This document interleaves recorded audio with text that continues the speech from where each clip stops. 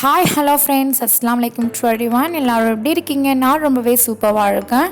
இன்றைக்கி நம்ம non veg plus veg காம்போவில் உருளைக்கிழங்கு ப்ளஸ் நெத்திலி கருவாடை யூஸ் பண்ணி எப்படி சூபியான் வைக்கலான்னு பார்க்கலாம்.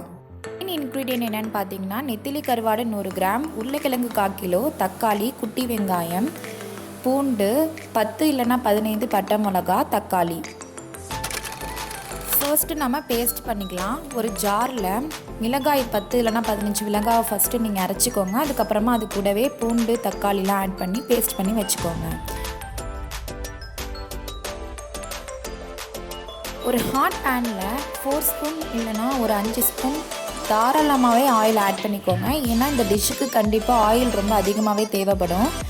நம்ம பேஸ்ட் பண்ண அந்த இன்க்ரீடியன்ட் நம்ம சேர்க்கும் போது ஆயிலே நல்லா சுருண்டு வரணும். ஏன்னா அந்தளவுக்கு நம்ம ஆயில் ஆட் பண்ணிக்கணும்.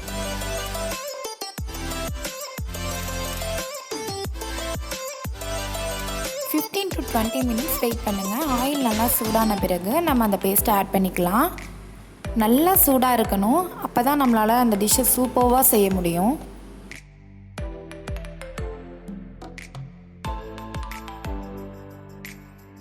ஆயில் நல்லா ஹீட் ஆகிடுச்சு. இப்போ நம்ம அரைச்சி வச்ச பேஸ்ட்டை நம்ம ஆட் பண்ணிக்கலாம். இதில் நான் பட்டை மிளகாய், பூண்டு, தக்காளி இதெல்லாம் நான் ஆட் பண்ணியிருக்கேன். இதை நீங்கள் கரெக்டாக பக்குவமாக அரைச்சிக்கோங்க. இந்த பேஸ்ட்டை நல்லா ஒரு தடவை கிளறிக்கோங்க. இது கூடவே மஞ்சள் தூள் நான் ஆட் பண்ணியிருக்கேன், அதையும் நல்லா சேர்த்து ஆட் பண்ணிக்கோங்க.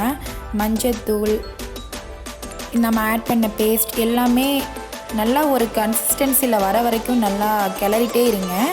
தேவையான அளவு உப்பு ஆட் பண்ணிக்கோங்க. இது எல்லாமே நல்லா அந்த ஆயிலே நீங்கள் கிளறிட்டே இருக்கணும். எந்த ஒரு வாட்டரும் நீங்கள் ஆட் பண்ணக்கூடாது. ஏன்னா தக்காளியில் உள்ள அந்த தண்ணியே நமக்கு போதும்.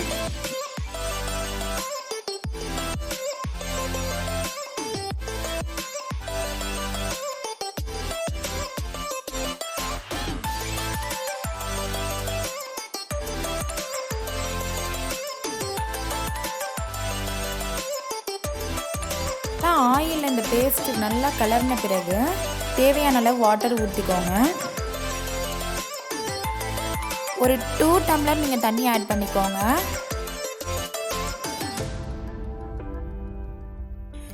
தண்ணி பத்தலைன்னா கூட நீங்கள் ஆட் பண்ணிக்கோங்க. ஏன்னா நம்ம உருளைக்கிழங்கு நம்ம வேக வைக்கணும், அதனால் நீங்கள் தண்ணி பத்தலைன்னா கூட ஆட் பண்ணிக்கோங்க. நல்லா கிளறுங்க. இந்த தண்ணி நல்லா கொதிக்கணும். கொதிக்கிற வரைக்கும் வெயிட் பண்ணுங்கள். ஒரு 10 மினிட்ஸ் வெயிட் பண்ணிங்களா போதும்.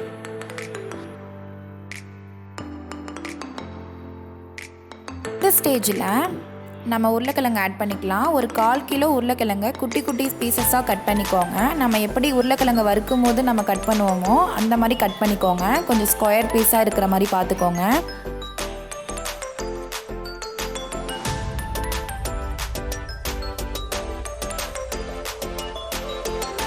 நம்ம ஆட் பண்ணியிருக்க உருளைக்கிழங்கு, அப்புறம் வாட்டர் எல்லாமே ஒரு நல்லா கொதிச்சு வரணும். அது வரைக்கும் நம்ம வெயிட் பண்ணணும். ஒரு 15 மினிட்ஸ் வெயிட் பண்ணுங்கள். உருளைக்கிழங்கு நல்லா வேகணும். நம்ம இருக்க விடுறதுக்கு நம்ம ஒரு லிட் வச்சு க்ளோஸ் பண்ணிடலாம். ஆஃப்டர் 15 மினிட்ஸ் பேக் நம்ம ஓப்பன் பண்ணி பார்த்தோம்னா ஒரு பாதி அளவுக்கு தண்ணிலாம் சுண்டி இருக்கும். உருளைக்கிழங்கு வெந்திருக்கான்னு டெஸ்ட் பண்ணிக்கோங்க.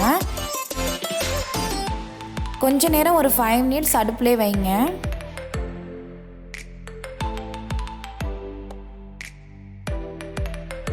ஆஃப்டர் 5 மினிட்ஸ் கருவாடு ஆட் பண்ணிக்கோங்க. நெத்திலி கருவாடு ஒரு 1/4 கிலோ நான் எடுத்துருக்கனால நான் 1/4 கிலோ ஆட் பண்ணிக்கிறேன். நீங்கள் 1/2 கிலோ எடுத்துக்கிட்டீங்க அப்படின்னா அதுக்கு ஏற்ற மாதிரி மசாலா இன்க்ரீடியண்ட்லாம் கொஞ்சம் அதிகமாக ஆட் பண்ணிக்கோங்க. இப்போ நான் எடுத்துருந்த அந்த கருவாட்டை நல்லா ஆட் பண்ணி கிளறிக்கிறேன். கருவாடும் நல்லா நம்ம வேக விடணும், அதனால் லிட் வச்சு க்ளோஸ் பண்ணிடுங்க. ஆஃப்டர் 10 மினிட்ஸ் நம்ம கழித்து பார்க்கலாம். இப்போ இந்த ஸ்டேஜுக்கு வந்துட்டுங்க, நல்லா ஒரு தண்ணியாகவும் இல்லாமல் கிரேவியாகவும் இல்லாமல் ஒரு நல்ல ஒரு பக்குவத்தில் இருக்கும். இதுக்கு பேர் தான் நெத்திலி கருவாடு சுபியான்.